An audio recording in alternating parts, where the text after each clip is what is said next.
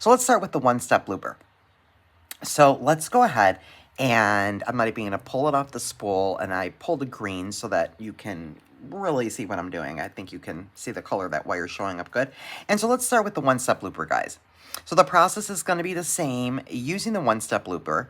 Regardless, by the way, the one-step looper comes in multiple millimeters. So there's like a 1, 1.5, 2, 2.5, and 3, I think. There may be more millimeter styles out there, but there are many millimeter sizes of the one-step looper tool. So you just buy what's comfortable for you. I have the 1.5 millimeter. So what you would do, guys, is just put a piece of craft wire in the one-step looper. And there is, let me just show you, on one side of the tool here, you can see there's a hole. And then right here, where this little pin is, that's where, if you can see as I move the plier, that's where the loop gets made. And then as you're making the loop, it trims off your excess. So the one-step looper is really great for making a lot of like chain jewelry, if you're doing like a lot of components, putting together a piece. So you would just slide your wire in there. You can see it's coming out the other side over here. Okay, and then you simply squeeze your one-step looper together. It just made the loop here. Automatically also just trimmed the excess. And there you go. And just made a loop. And sometimes with the one-step looper, the loop is not totally closed. You can easily fix that by going in with your round nose and just pulling the loop to meet the other side of the wire. Okay, and so if you want to use, which looks like my wire is stuck in there, and also, by the way, guys, Gypsy's on the prowl. She might be popping over to the mat in a second here. Just to warn you, she is up. She just woke up from her nap. So she might be plopping on, walking across, as she usually does. Okay, so that's the one-step looper. Really, really easy, guys. And if I go ahead and just trim that off, I'll do it one more time. And again, if you want to use the one-step looper on your head pins and eye pins, same thing. It's the same process, whatever kind of wire you're using. You would just put the one-step looper, your wire in your one-step looper, just like that. Okay, there's a hole on the other side for the wire to come out, and then you just simply squeeze. It trimmed the excess and made our loop. As you can see, there's our loop. It's not completely closed, which it does tend to do that. But the more you use, also, by the way, the more you use the one-step looper, and I get into great detail about it in that other video, the more you use the tool, the better the loops get. I don't know, it's weird. But anyway, makes a perfect loop every time. So this is really great for really any project, but particularly when you're really wanting symmetrical perfect loops throughout like a nice big necklace, and you're making a bunch of components. It's also really easy on the wrist because you can make your loops much faster. So that's your one-step looper making a perfect loop. So the next way to make a perfect loop, guys, let's put that to the side, is with our round nose pliers. Okay, and so here is a piece of memory wire. Okay, and so on memory wire, you can always put your loops in or out. It's a total preference, however you want to turn your loops. In order to make your loops, guys, the size on your round nose of loop you want depends on where you're going to put it in your cone here. So the closer you get to the edge of the cone, the smaller the loop, and then the reverse. The further that we put the wire down the cone, the larger the loop. Okay, so it just depends on the size, the type of loop and size loop you want, project you're making. So you would just basically take your round nose, put them, when you're using round nose, guys, to make perfect loops, you want to put your round nose over the wire, regardless of what you're using, with nothing sticking over the other side of the plier. So you see there how I have no wires sticking out the other side. Okay, and then you just simply are going to rotate your plier in, and while holding that loop, and then you can always open and pivot, and then go ahead and continue to turn your loop until your loop meets the other side of the wire. And that's memory wire, so it's a little stiffer, obviously, so you usually have to go in a couple times, and there you have a perfect loop.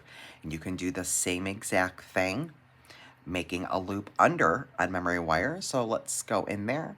We'll put that wire right in between our round nose, and we can do the same thing by putting it away, the tool away from us, open it and pivot, and then close the plier and continue to just rotate in until your loop meets the inside of the other, touches the other side of the wire. And there we go. There is another perfect loop. So that's another really great way to make a loop. And, you know, my round nose are definitely like one of my go-tos. And so, you know, they get a lot of wear and tear. In fact, I'm about ready for a new pair, I feel like. But at any rate, guys, so let's move on. Let's go back. Let's go over here to the 22 gauge. Let's go to the 22 gauge. It's one of my go-tos. It's just a fantastic wire. I use it all the time for so many things, earrings and making tassels, making components. I'm using 22 gauge and 24 gauge a lot. Okay, so we can cut just a small piece or whatever our desired length is. And let me now show you how to make a perfect loop using your looping pliers. Okay? So what you simply do, friends, is same thing we just talked about with our round nose, is the end of our wire, we don't really want it sticking past the plier. Okay? So we just simply, I will lay it on the round nose portion of the plier with the portion of the plier that has the divot inside the middle there. That's facing down towards the table right now. And then I would just lay my wire there. And again, same concept as the round nose, is wherever you put your wire on the cone is going to depend on the size loop that you want. So closer to the edge, the smaller the loop, the further down, the larger your loop. So we would just lay, this is another one of my favorite tools, we would just lay the wire there, and then we will just take, and now you see how I have my wire in there, okay? And then we just squeeze the plier, and then we just simply open the plier, pivot it, and we, oops, just fell right out of my hand. Let's do that again. Okay, so I laid the wire in there. Okay, and now I close the plier, and it's kind of half bent, my wire, and then I can just simply take my loop and I can wrap it around my plier. I remove the tool and my loop is done. I'll do that one more time. On the looping pliers, we lay the wire down on the round nose portion of the plier. We will close, just facing straight down like this. Just go ahead and squeeze the plier, and then we just go ahead and wrap our wire around. We can open and pull our plier out, and we have a perfect loop. So the looping plier, I'll show you in a head pan, is a really great tool, really super easy. Again, we just lay the wire down, we will close the pliers, and then we would just wrap the wire around. It's not quite closed, so put it just back in there and just wrap it just like this until it meets, and we have a perfect loop. Now that I've made those loops, in order to make your loops centered. Very, very easy. Grab your chain nose or your bent nose, and all I do is I just kind of go in either right at where my loop is or right directly below it, and I can just put a slight bend in it. And to do that, I just have my pliers with holding my wire, and then I can just move my wire a little bit like that, and I can make a slight little bend.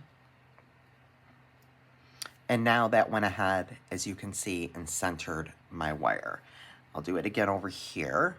We'll put our bent nose right below my loop, and same thing. I would just push my wire just a little bit, and now that made my loop centered.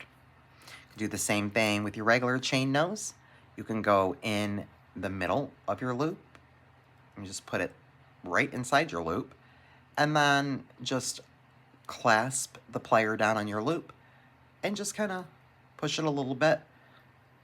Craft wire is very malleable, easy to work with, and as you can see, that put a nice bend right there, and it perfectly centered my loop. So I hope that you guys enjoyed those little tips on how to make a perfect loop. And I'll tuck this in my Jewelry 101 series. And I thank you guys so much for watching. And I hope that you also learn maybe a few things about the 3 tools we used today. And which one is your favorite, you will find out as you go. And also, it might be a good idea when you start investing in your tools, guys, you know, to diversify your tools. And as I do, you know, and I have a couple different types of looping pliers, round nose and different, the ones upper looper, for example, just because, you know, really it does depend upon the kind of project that you're making, of what type and size loop and what type of tool you want to make your perfect loops. So I hope you guys enjoyed. Thank you so much for joining me for that quick tutorial. And until next time, friends, be blessed.